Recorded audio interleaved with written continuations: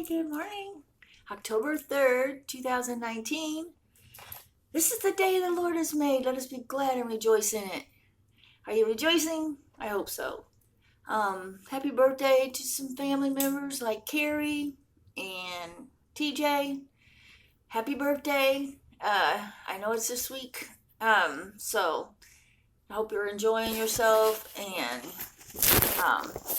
so what I wanted to do today is, well, one of the things I'm excited about because I decided to be a consultant in Mary Kay, And anyway, I got a big box full of stuff, and I bought this stuff called Time Wise, but it's like a real heavy duty one for older people like me. But it's so awesome. Let's see. It's called Time Wise Repair Value Firm Advanced, like an advanced version, okay? Let me see if I can find the front of this. Anyway, kind of looks like this. And anyway, kind of excited because oh, it's so pretty. It's so pretty. Oh. Anyway, I used the day cream just now. I put it on. It is nice and soft. And anyway, Mary Kay's pretty cool. I love it. I got some eyeliner too that I love. It's a steely blue, and I put it on too. But their products are just so good, so great. You enjoy using them. This goes on like a silk, I love it. But one of the things I was thinking about was, my Dr. Wayne Dyer. I always think about his stuff because his books are so great. Let me read what I read this morning. So I'm just reading this book, trying to get through it. You can see it's pretty thick. It's a thick book. It says, surrender to the process. You must resist your impulse to strive for what you want. Does this sound familiar? I've been saying this from page 1. In the system described in Flow, I think it might be another book of his, I'm not sure, but in the system described in Flow, the world works with you. So you must be with the actual process and let go of your learned instinct to strive and struggle. Surrender to God or your higher power, the invisible force that is always with you, that is beyond your 5 senses. You must let go and surrender to the actual process. Forget about the result, the reward, the money, the trophy, the accolades, and put your mind and your physical body totally into the experience at hand. Okay? It is not that difficult to achieve. Read what Robert Coram wrote in Political Inquirers back in 1791. Whoa, 1791. That's a long time ago. It says, at every quarterly examination, a gold medal was given to the best writer. When the first medal was offered, it produced rather a general contention that an emulation and diffused a spirit of envy, jealousy, and discord through the whole school. Boys who were bosom friends became fierce, contentious rivals, and when the prize was adjudged, became implacable enemies. Those who were advanced decried the weaker performances. Each wished his opponent's abilities less than his own, and they used all their little arts to disrepresent and abuse each other's performances. So, if you choose to stay with, then that was it. And then it says, so if you choose to stay with results rather than process, you can produce for yourself envy, jealousy, and discord. If you make the shift, you can create flow, which leads to prosperity and the awareness of personal miracles in your performances. How do you surrender? Just let go. Don't strain to achieve. Instead, enjoy the process of the work that you are doing. The results will come independent of your striving for them. When your mind is on the result rather than what you are doing, you create inner discord that blocks any and all possibilities for miracles to show up. Prosperity is about process, not outcome. Process is about purpose, and purpose is about loving and giving. All right, let's see. Okay, so I think that's all I'm going to say about that. And that reminds me of something, I'm a big fan. I have to tell you, I hate to tell you, but I'm a fan of Bachelor in Paradise and a Bachelor and a Bachelorette and a Bachelor Nation. I just love it. Can't help it. I don't know why. It's kind of fun to see people in love, But this is from the new Bachelor. We got the new Bachelor. His name is Peter. And the new Bachelor, before he became the Bachelor, he said this as one of the boyfriends of whoever the Bachelorette was. I guess it was Hannah. But anyway, yeah. And he said this, and I wrote it down. I liked it so much. Because sometimes we just worry. And maybe God's got all this taken care of, We just have to put a little faith, hope. That reminds me of my cup. Where's my cup? Uh-oh. Where's my coffee cup? I don't know where I put it. But it's a really nice one. Oh, well. Thought I had it handy. Sorry. I think I put it in the microwave. But it says, son, don't worry. It just talks about love and hope and this kind of thing. But anyway, son, don't worry. This is what Peter said. Son, don't worry. Don't fret. Let the waters run. Let the river flow as it may. Because what's for you, what's meant for you, will never be tarnished and will always be yours.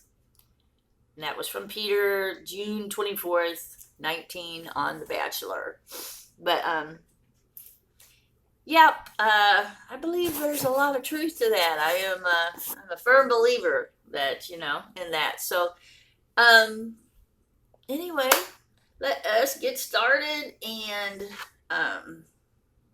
well, here we go. Oh, I want to tell you, I'm going to put on Mother Angelica because she's like the greatest living. I mean, she passed away, unfortunately, but she was a saint, in my opinion. And she spread the gospel, spread the word about Jesus.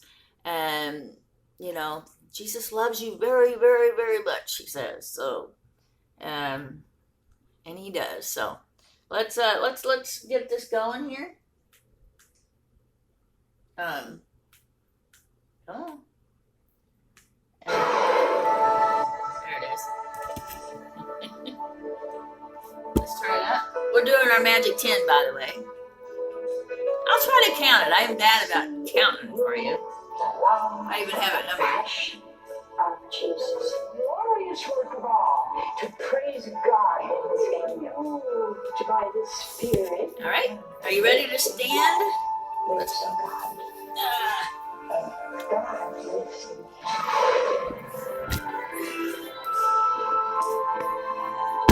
What a wonderful thing is our church. It's only a church built on trust. The essence of evangelization is to tell everybody Jesus got this. We're all calling to be Roll your head. Don't miss the opportunity.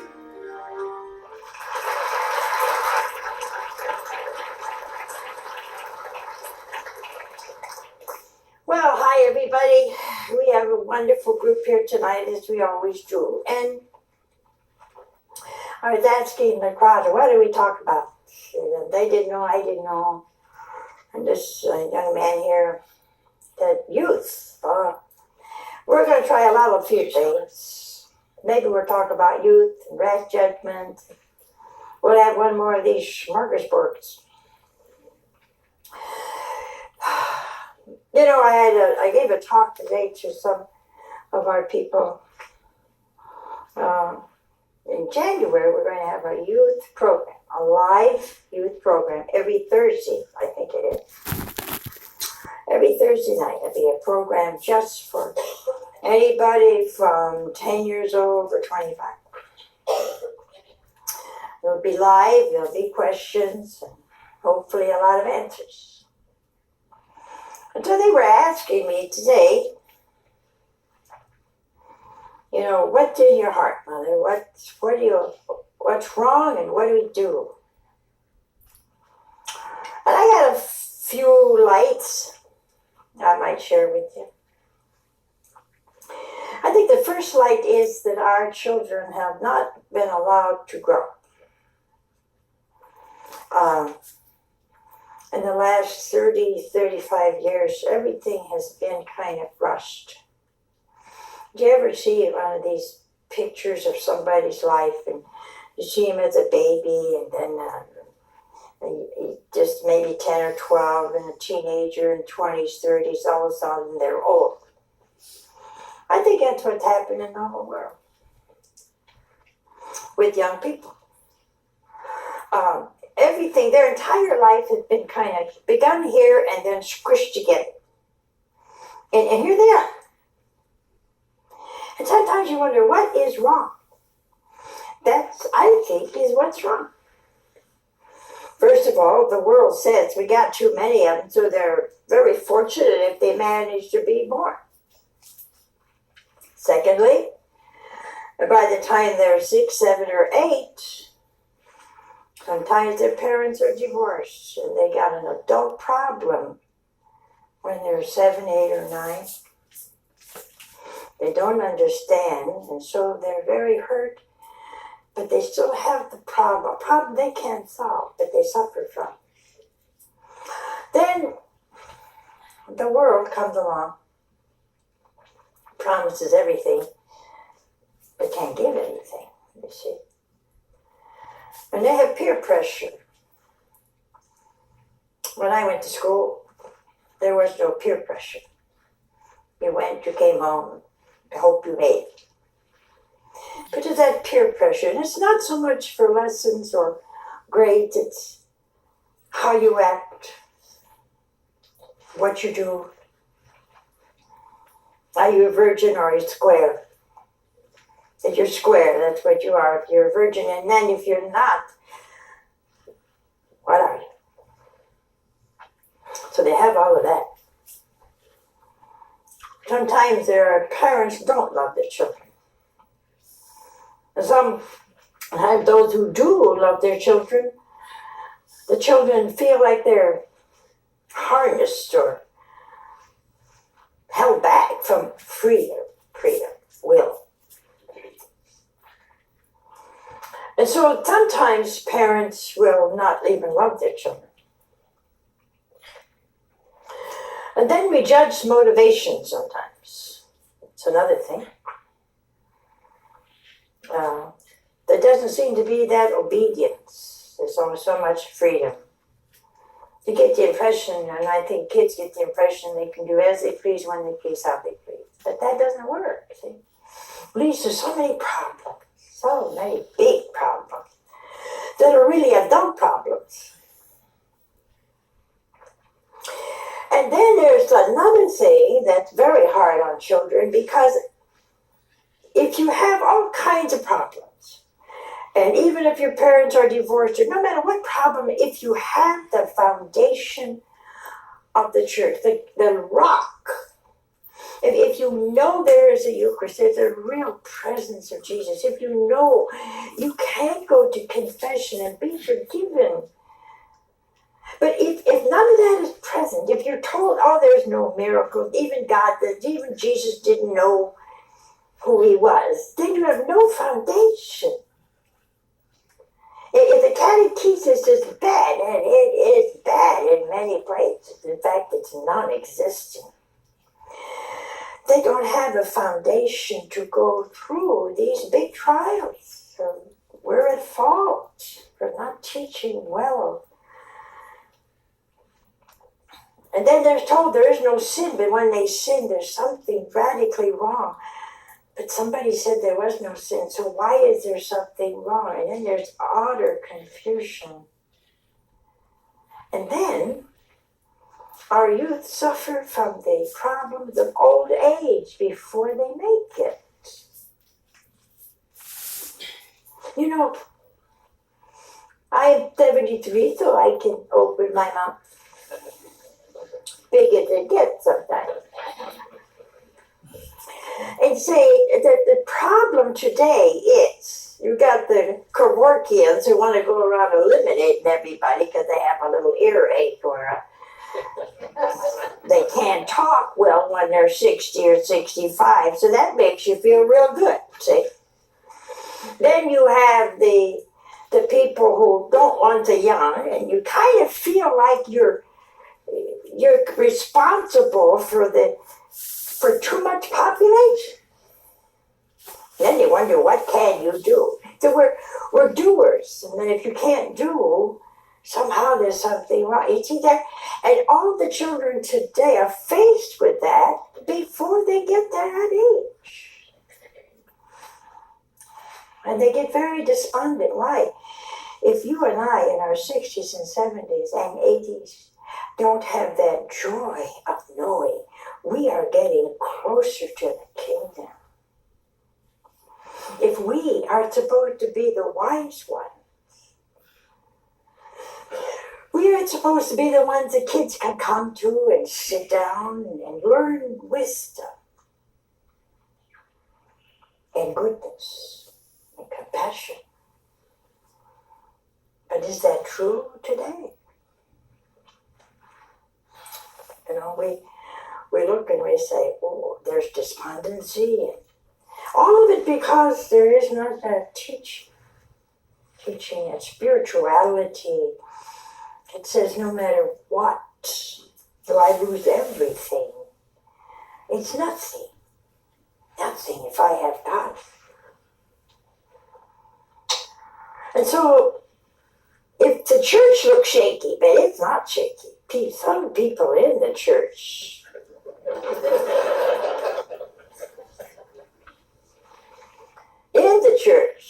then they want unity now. How can you argue about truth? You either are truthful or you're not. You either teach what's right or you teach something else, flaky. Now the unity they want today is the flakes get along with the people that are loyal, and somehow you kind of mix it like cake, you know, that kind of marble cake that you got. I hate marble cake.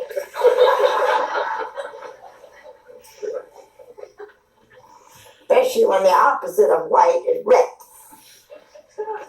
Somebody mixed a red cake with a white cake, and I didn't know what I was eating. And that's what they wanted. They call that unity. You look at a red and a white cake and it's red and white. You can't make them one. Otherwise you get pinky. This is the ups section, number 5. We're going to do push-ups, okay?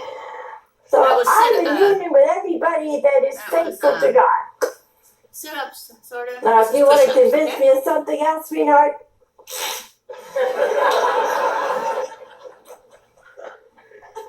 that's how I feel about it. You can't argue or you can't bring dissenters in and they bring you in. Can you imagine how I would look in that kind of group?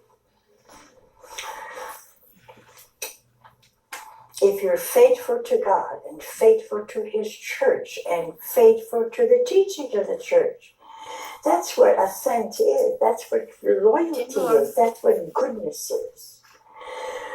It's not some hodgepodge of a little bit of everything. And that's one of the problems with youth. You know, we have wonderful youth. They can smell a fake a mile away. They may be mixed up in the truth, but they know the truth and they can tell the truth from a lie.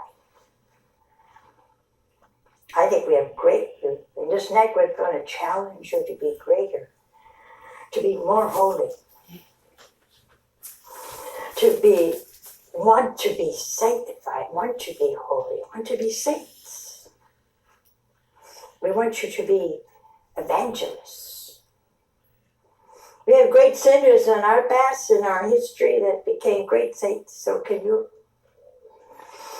We've had youth like Mary of Egypt, who was a prostitute, and she went in the desert and did much penance for many, many sins, and she was so holy that people would come walk for miles just to get a blessing and to touch her and ask her questions. No matter where you are, who you are, what you've ever done, only the church can give you hope, give you love, forgiveness from God Himself. Nobody else can do that. And bring you back holy. See? So as our youth today, by the time they're 20, 25, even 15, have suffered and gone through all the fears of old age and the uncertainty of youth, they don't have the assurance of love. We're going to try and put all this together and come out. Can't remember. Oh, mountain climbers. I couldn't read that. I'm like, oh, what's it say? Jesus is the They live in solution. that. The Eucharist is the solution.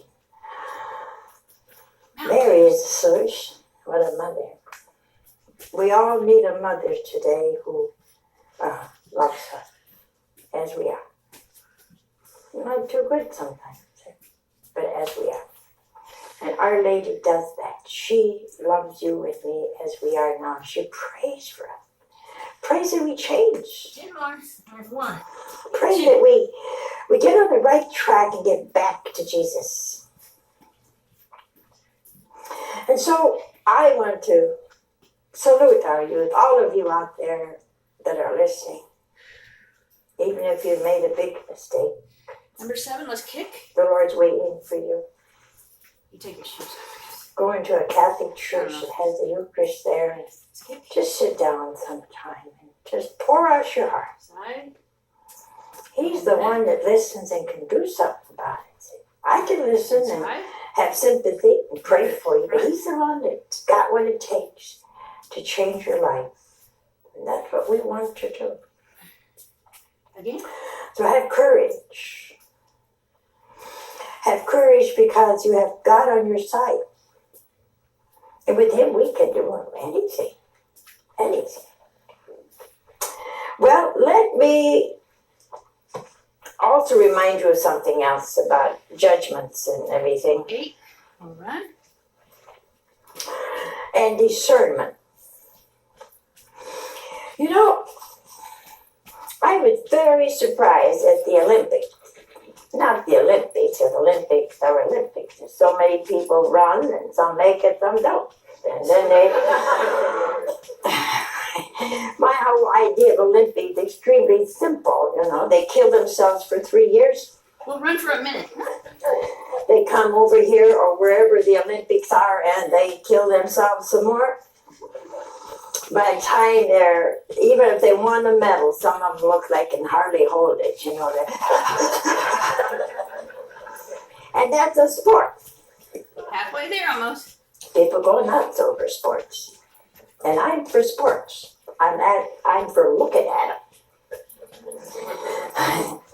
I'm the armchair sports. See, I like it looking at it, and that's it. I never do understand most of them. I did a takeoff on golf one time, and football. Nobody's ever explained to me why 20 men have to fall on this one poor guy that had a pigskin in his hand. I mean, if you want it that bad, take it from him. Why you gotta... Rest.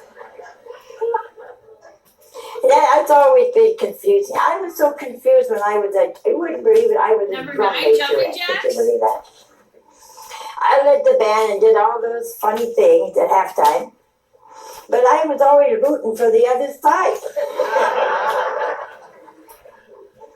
But I rooted for both sides. I feel if anybody could run Jumping that far jacks? and that I don't know fast about a and minute. win, We'll see. he should get a big hurrah. All right, here we go. But I didn't know when the other side was supposed to say hooray, not my side. And so I didn't last, I only lasted a year. Because everybody yelled at me, you're yelling at the right side.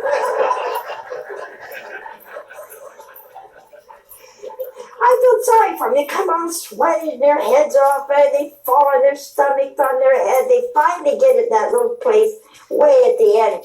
And some are yelling, yay, yay, and the other are going, boo. Just a half a minute. Yep, a half a That's minute. a game you can hardly win, you know. It's okay. And all of these games, especially the Let's do women another games, half a I minute. like That them was on good. those, That was on 30, those, bicycles. 30 jumping jacks.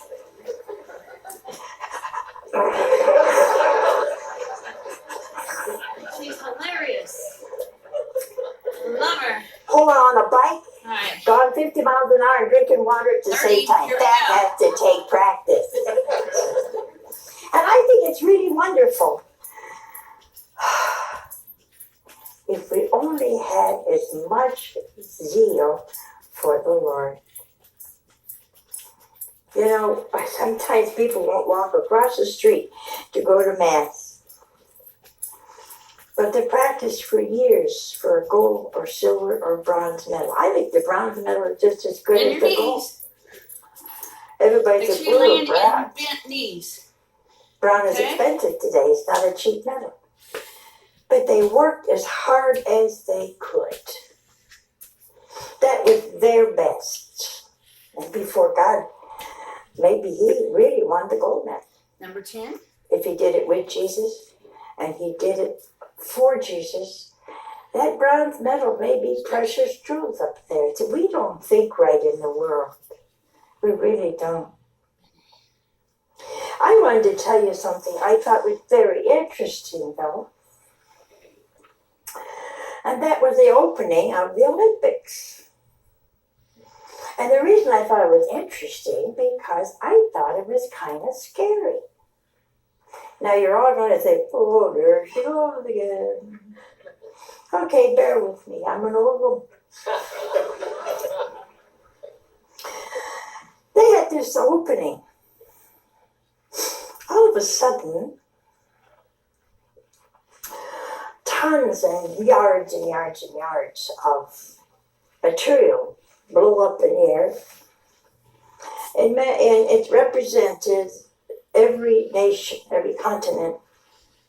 They're all different colors. But out of it came a figure that looked very much like a demon. In fact, I think it was supposed to, because it said the spirit of this land. And he looked like a demon. He was dressed like a demon would be dressed. And then all the people in the bleachers, they were all covered with the same material. All right, guys. We'll listen to the rest tomorrow. Well, Okay. I sit down on the ground came a priestess in all Okay, so kinds of chiffon. we're at 20 minutes, 46. Tomorrow we can finish that. She does talk a little bit after that about God, as God is spirit. You know, God is a spirit. Jesus was a real man. But anyway, we'll get to that. Y'all did good today. I feel great. I hope you feel great. And just remember, Jesus loves you very, very, very much. You have a blessed day. Peace.